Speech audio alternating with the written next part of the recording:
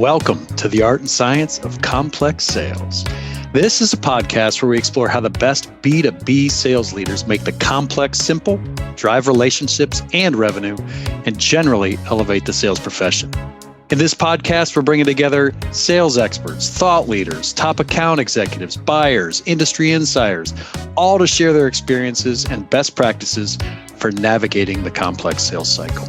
So whether you're a seasoned sales professional, a sales leader, or just starting out, you're going to find practical insights and actionable advice that you can apply to your own sales journey. Plus, we have a bit of fun. Moving in her career from a trauma nurse to a thriving business consultant, Sarah Downs is passionate about growing business, creating sustainable results, and supporting the people within. From analysis to diagnosis to action, Sarah is one of the best in the business. Founder and partner in Doqaru, she has worked with over 100 growth-minded businesses across 11 countries to enable their B2B sales function. She's also the chair of the Aberdeen branch of the Institute of Directors. She goes to the heart of the economy, helping create better directors to build better businesses. With that, we welcome Sarah Downs. Hey, welcome, Sarah. Welcome so much to the show. It's great to have you on. Hi, Paul. Thank you for having me. Delighted to be here. And we're both sitting in the cold and the rain. We just have an ocean dividing us, it sounds like. Sounds like it. Yeah. I was just telling Sarah I get to go to a track meet tonight. It's freezing cold. I know this is going to drop a little later, likely in June, but we're recording a little earlier than that. And it is downright chilly and rainy. And I don't know why anyone would schedule track meets in the cold and the rain. And I'm saying that we're used to it over in Scotland. So it can be like that 12 months of the year on and off. So we're used to it. Always. Is it always green in Scotland, though? I don't know. I hear that about Ireland. I don't know about Scotland. I've never been. I know William Wallace. The ground is green, but the sky is often grey. So yeah, lots of rain and lots of cold weather. But yeah, the green makes up for it. Well, my only introduction to Scotland is Braveheart and Mel Gibson and William Wallace. So I have Noah and yourself, Sarah, and Yakemi. So I don't know much. As long as you don't ask me to shout freedom at the end of this podcast, we're all good. We're all good. Well, I was actually going to do it at the start, but we'll start the more traditional way. And one of the things that I ask of every first timer on the podcast is, this is about the art and science of complex sales. So we dive into definitions. So, Sarah, what does sales mean to you? Okay, so I have listened to the podcast and you have had some amazing answers to this question that have been much more eloquent than what I'm probably about to give you, Paul. But I was really thinking about this before coming on, and to me, I'm sure we'll get to this at some point, but I'm an ex-nurse. And when I first came into the world of business and started to understand sales a bit more, to me, it's just like nursing. So, you've got the evaluation, the diagnosis, the checking in before you put someone on a treatment plan, and then you're tracking and measuring from there.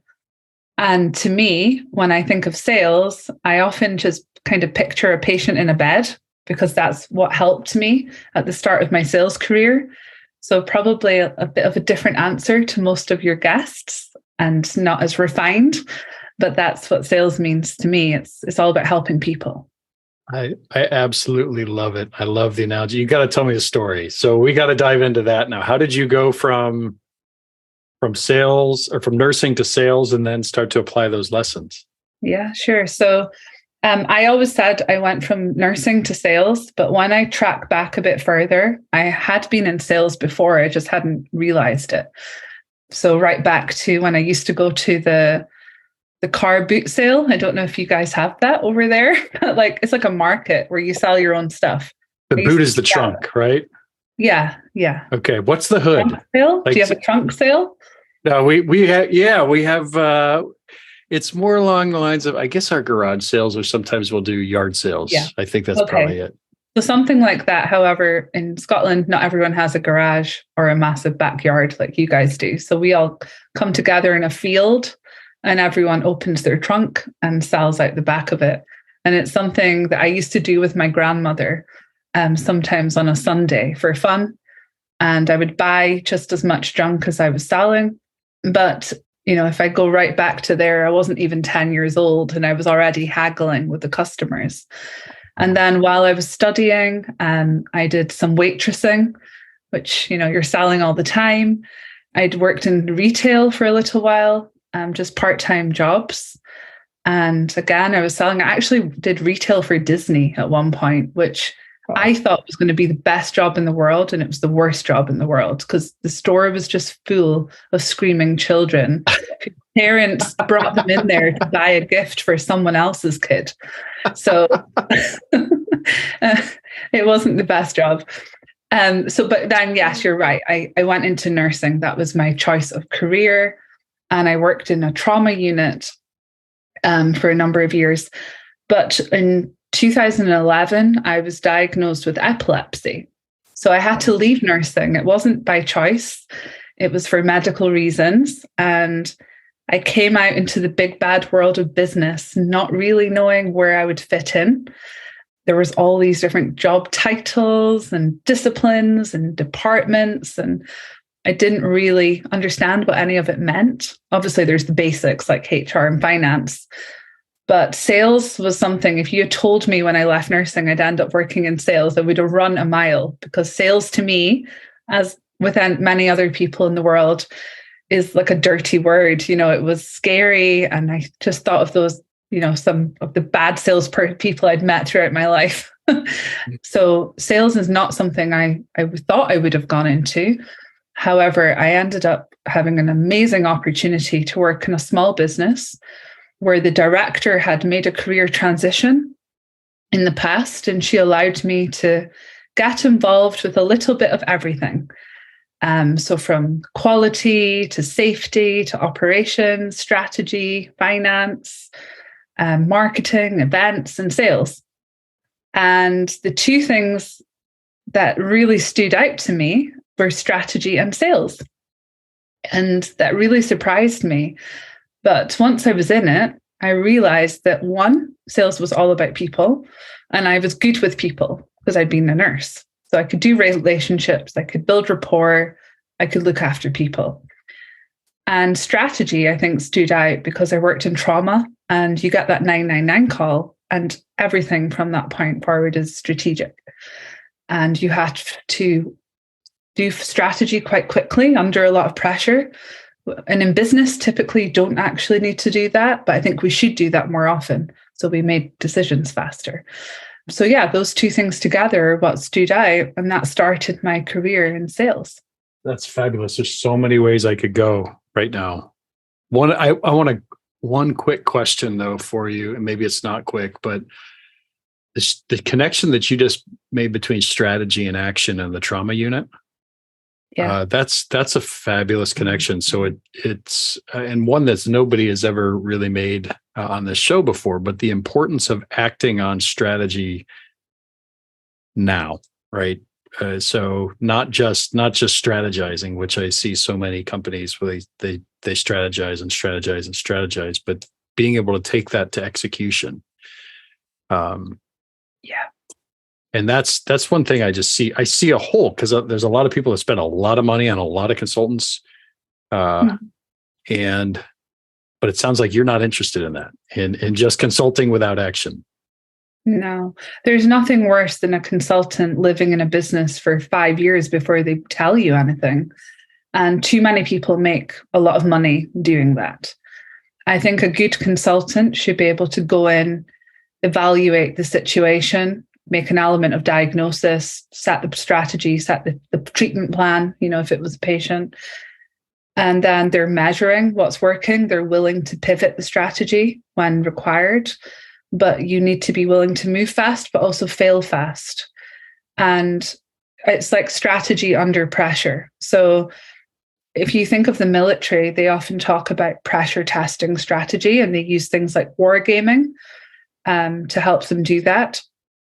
And in medicine, in trauma anyway, there is an element of that as well. So all your training goes towards different scenarios and all the things that could go wrong, plus experience tells you that you never know what's going to come through the door.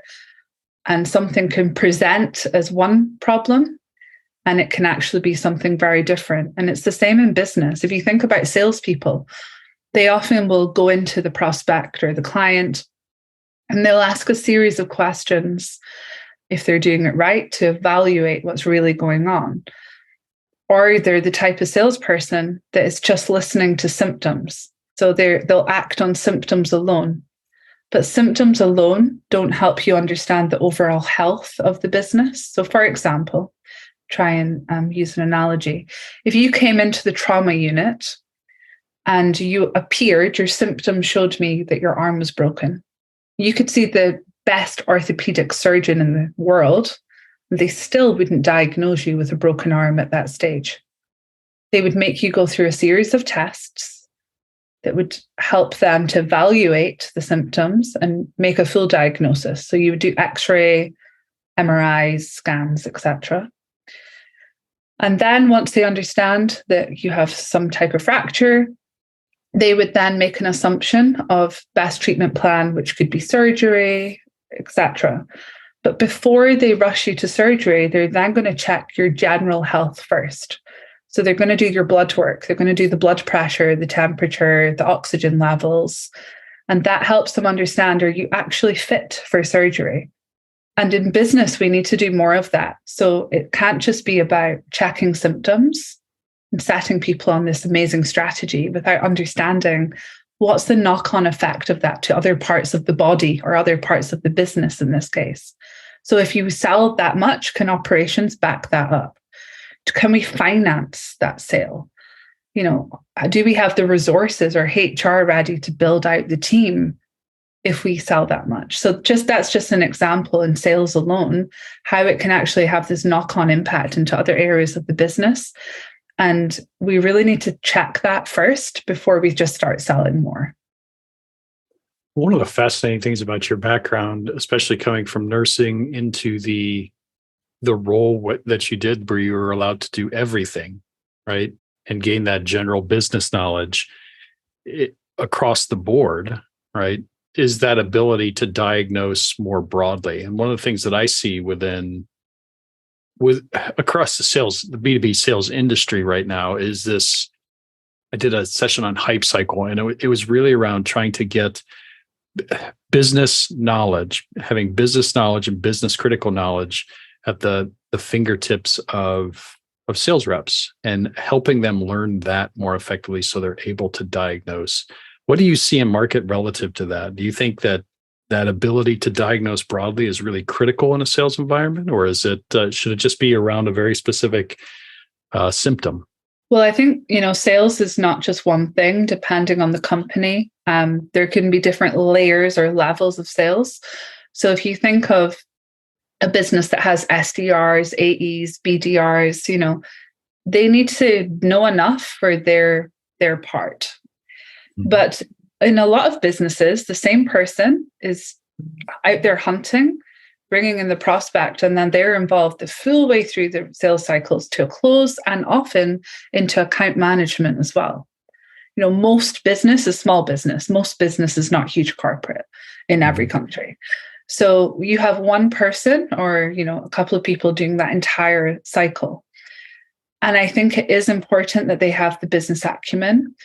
And it's often where businesses will come up against reputational damage or, poor customer experience and complaints is when their teams are not have the understanding of business, and they will sell something or make decisions very quickly based on symptoms alone without understanding the knock-on impact.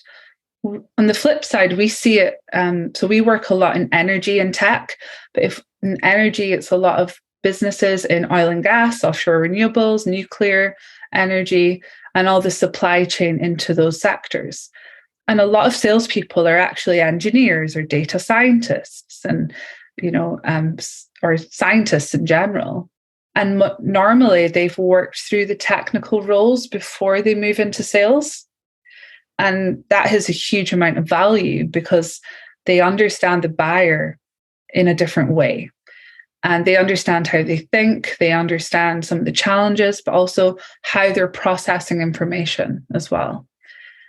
But even with that technical know-how and sales know-how, they still don't often understand the full picture of business, which can often get in the way. So I think every sales leader or business does have a responsibility to build some business acumen into the people that are selling on their behalf. I think it's a really important part. It's something I've never seen come up in general sales training.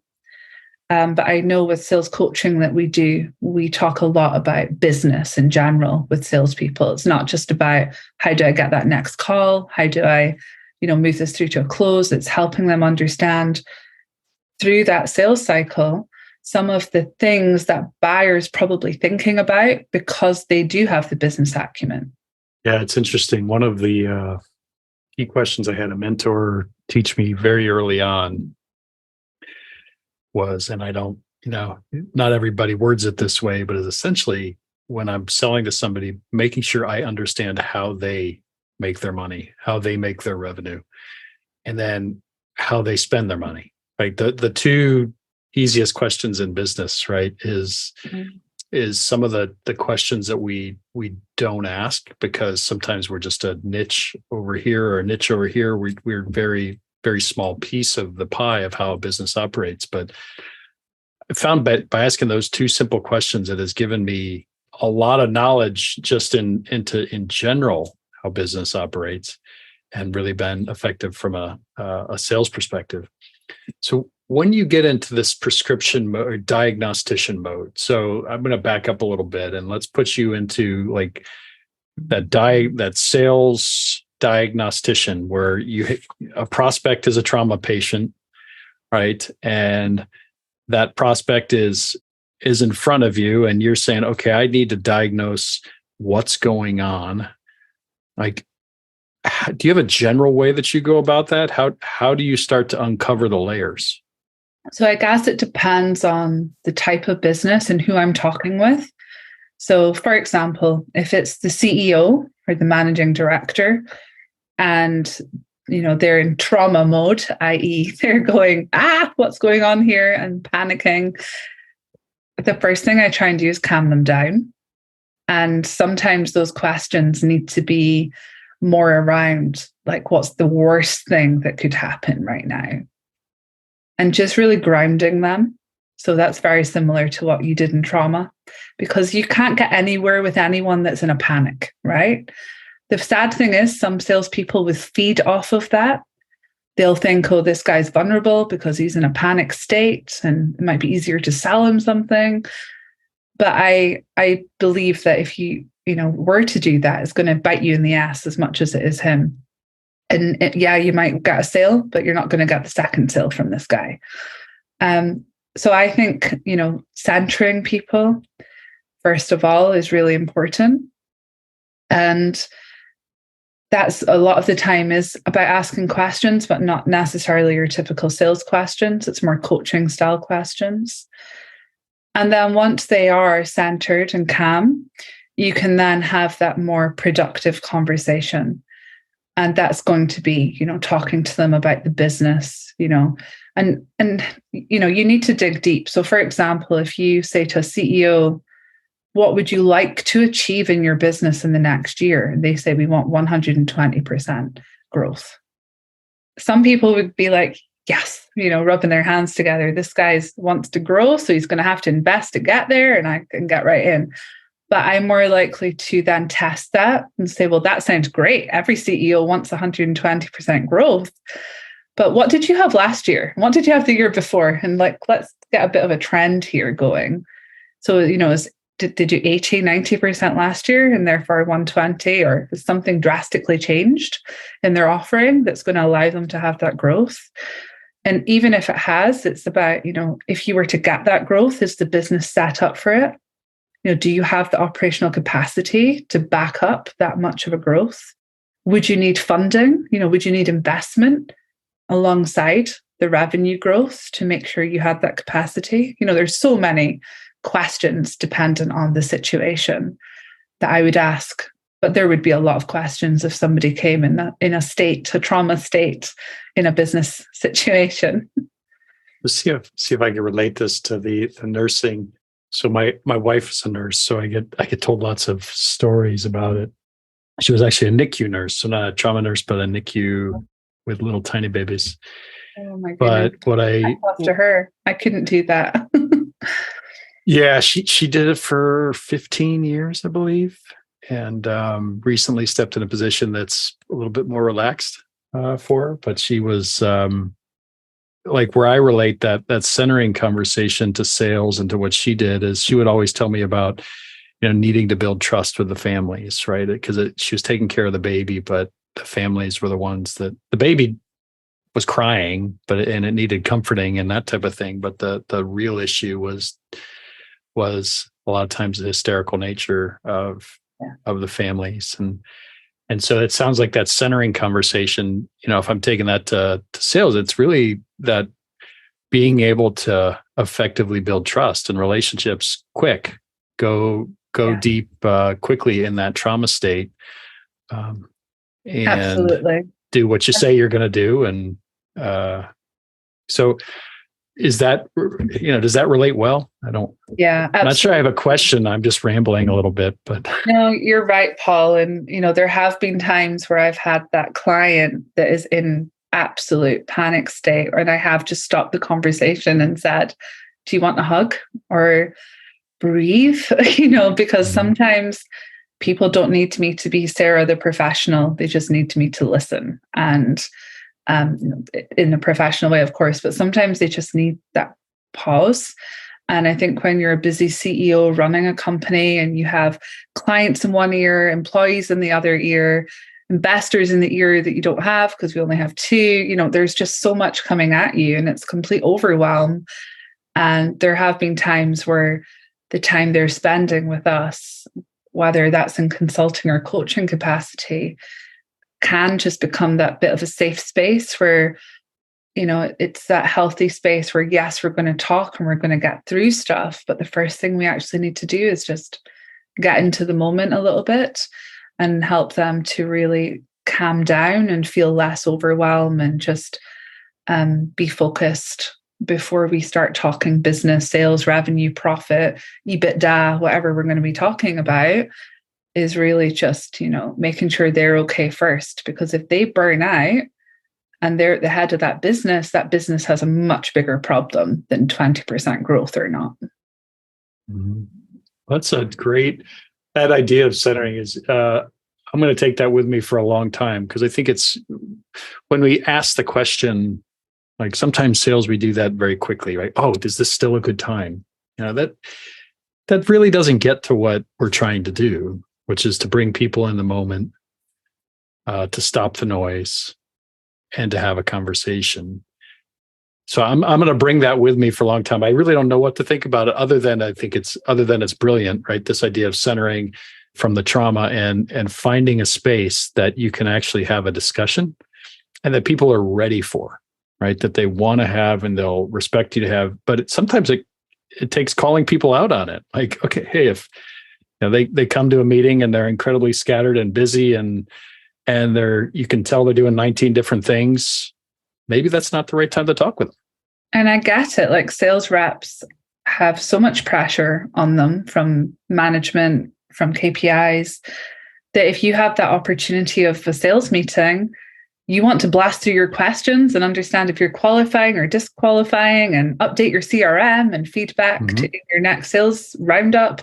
Like, I get there's so much pressure, but I think, again, it goes back to sales leaders giving their sales reps the permission to go, actually, this client is not ready for this meeting or not okay for this meeting at this time.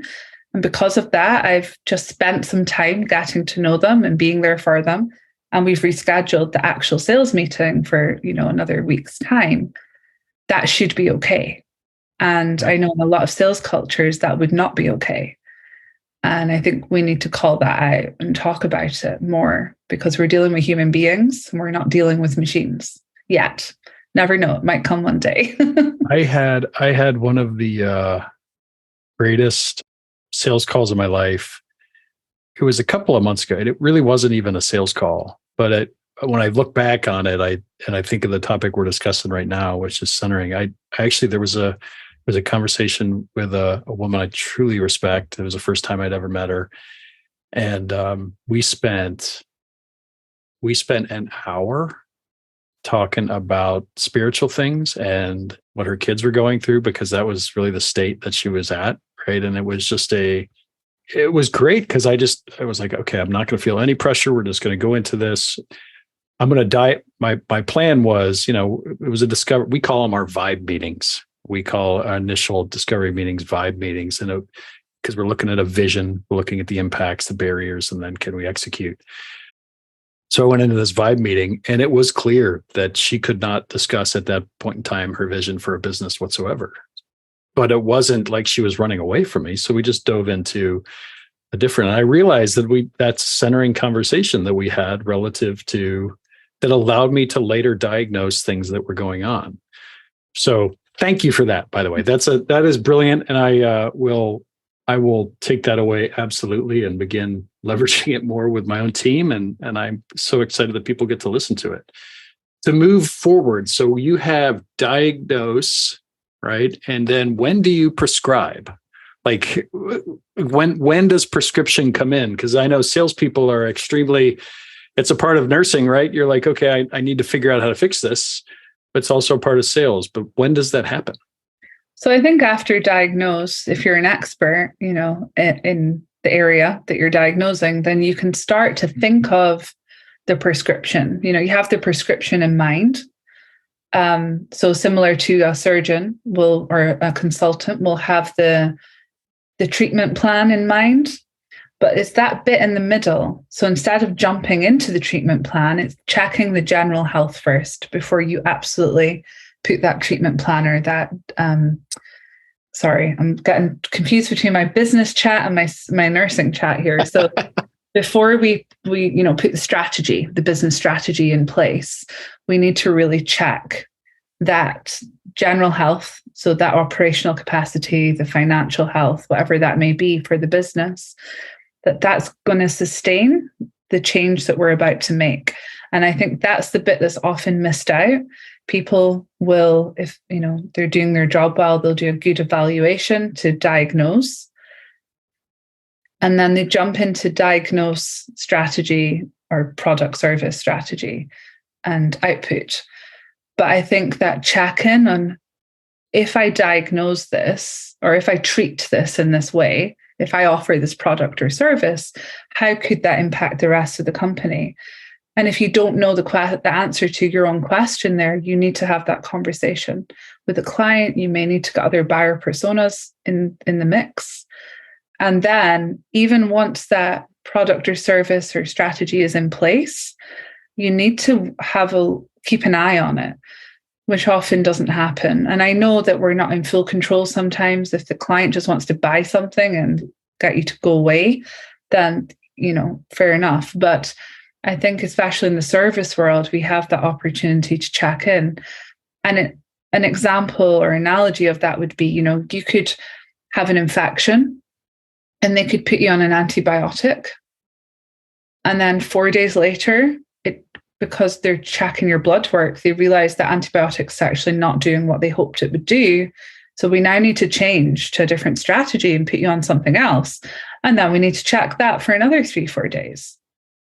So even this, what I'm trying to say is the strategy and the first time around isn't always the right one. And that's okay if you have those conversations up front and people are willing to fail fast. They're willing to pivot and move. And I think that gets difficult in business because at the start you put this contract in place and it'll be contractually agreeing services or products, people, manpower. And then people get scared that if they start, once it's gone commercial, that it's then not okay to say, do you know what? I think we could add more value if we just maybe swap this bit out with that bit. And I think most clients actually respect that a lot and they're very open to it. But you need to keep your eye on what's happening to be able to do that. I look at our own business with Membrane, and that's a fascinating part of the business because we have so many different areas that you can watch, right? So And you don't see specifics on, but in general, are they using things like their prospecting process well, or are they using things like their pipeline? Is their pipeline going up due to use of membrane? And one of the things we've learned over the course of the years is that we are not necessarily, and I think this is to your point, I don't want to make this about membrane, but I think most customer service or customer success organizations need to realize that they're in the impact business. To just and what you're saying, right? They're in the impact business. They're in the and the value business. So it's realizing that value for the customer and providing that impact for the customer, and being able to check that health every once in a while with a thermometer and saying, okay, yes, we're on point, or no, we're not. The challenge when it's no, we're not, is having the courage to, which you just said, having the courage to say, we're not bringing you the value or the impact. I know we can, right? But it forces a change on the organization. And it's not easy for doctors either to say, I've actually prescribed you the wrong medication, but it's not doing what it needs to do, and we still want to get you better. So therefore, we're going to have to move it, and you're going to have to go back to day one of your antibiotic. It's not easy for them either, but they know if they don't do that, there's lives at stake. So they'll do it. We're in business, you can let things go on for a very long time before a life would ever be, at risk in many products or services. So people will just, I guess, put a blind eye to it and move forward because they don't feel like they're hurting anyone, but they're maybe not adding the value that they have the potential to add to make that impact that you speak of. Yeah, I think it's so important to have a proactive. What I'm hearing you say is like a proactive, from sales to customer success, that whole thing, a proactive approach to being able to look at impact, diagnose impact, and recommend impact, even though it may mean change for the customer. And evidence impact as well. Evidence, yes. Which you guys are great at doing, actually, at Membrane. But I think a lot of, SaaS and products especially are plug and play. Like they plug you in, and there's a guy on the phone if your system breaks. But other than that, they're not great at coming back on a quarterly or bi-quarterly, even an annual basis, and going, by the way, here's your impact report. This is what has happened because you're working, because you've plugged in our bit of software. And they're not ready to give that evidence. So they maybe know it's adding value, but they struggle to evidence that back to the client. And I think that's often gets in the way with renewals. It gets in the way with, as the buyers that bought it in the first place leave, new people come in, and they don't have the relationships that were in place when you plugged in the first place. They then don't have this evidence of impact going forward, and then you're at risk of losing business. So we have just spent, and just to recap real quick, we have spent the past, we've been on for 35 minutes now, and it's been awesome. I've learned so much, but we've gone through really from that initial trauma diagnosis all the way through health checks. If I'm keeping the nursing analogy going, right, which is how do we leverage the diagnose, and diagnose? When do we prescribe, which is after taking that pause to do the general health check as well as others. So for a company like ours, right, it could be taking a pause to say, is somebody ready to implement what they do, right? That's a general health check. They might have every other thing that we can prescribe that, we've diagnosed and said, oh, this is amazing. But if we don't do that general health check around implementation, we could miss. And then all the way through that KPIs and impact reporting after, which is the ongoing health of the patient. This has been a fantastic analogy for me. I really have learned a ton. Paul, I think you're ready to sit your nursing exams. I'm not. Yeah, I think you're ready. You could tell I have a nurse in the family. Your wife will be proud of you.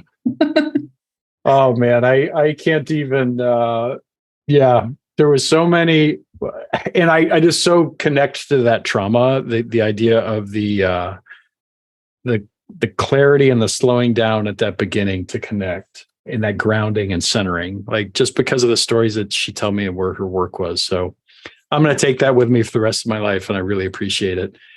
How do people find Sarah Downs? How do they find you online if they want to get in touch? I'm most active on LinkedIn. So Sarah Downs, and the business is Doqaru, Doqaru. You'll find myself and Yukemi, who I know you've also interviewed, Paul. So you'll find us there. I do have other platforms, but definitely LinkedIn. If you want to actually reach out and have a conversation with me, I'm there every day. So definitely the easiest one.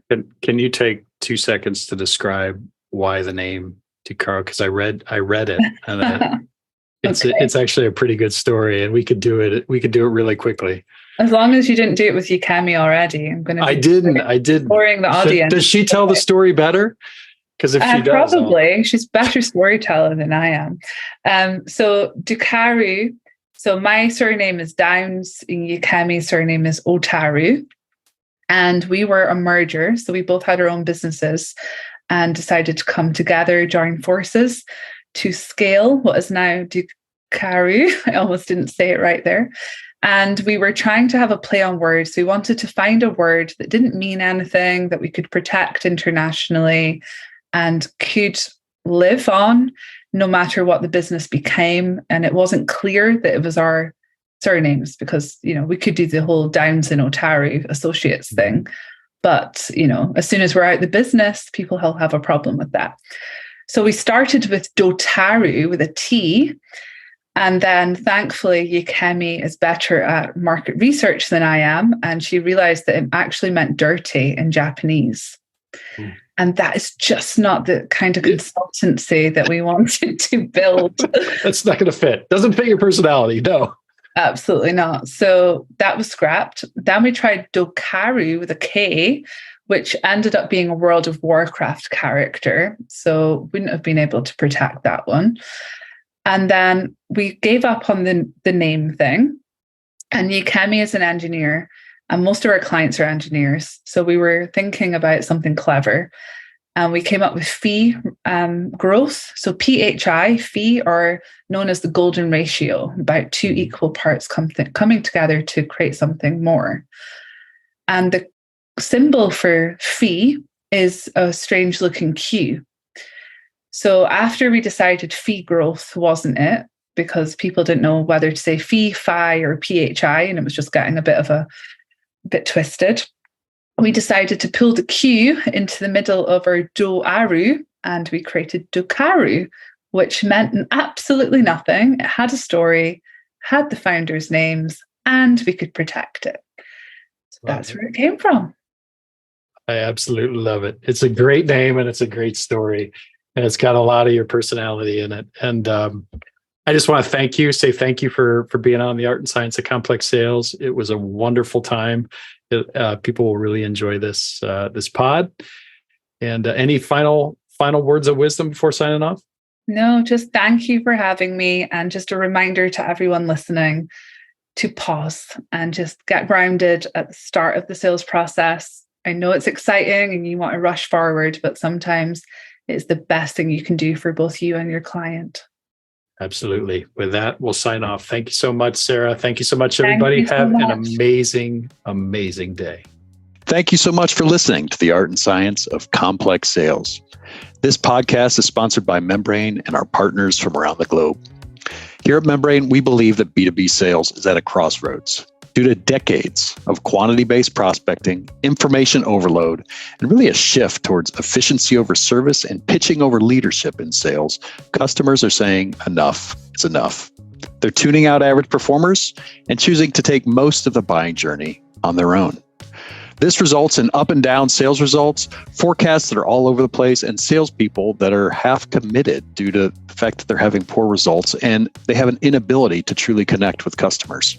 We believe the road successful companies are taking to combat this is threefold. Number one, training to create leaders and executives across all areas of the team with strong habits and sales methodologies that bring value. Number two, technology.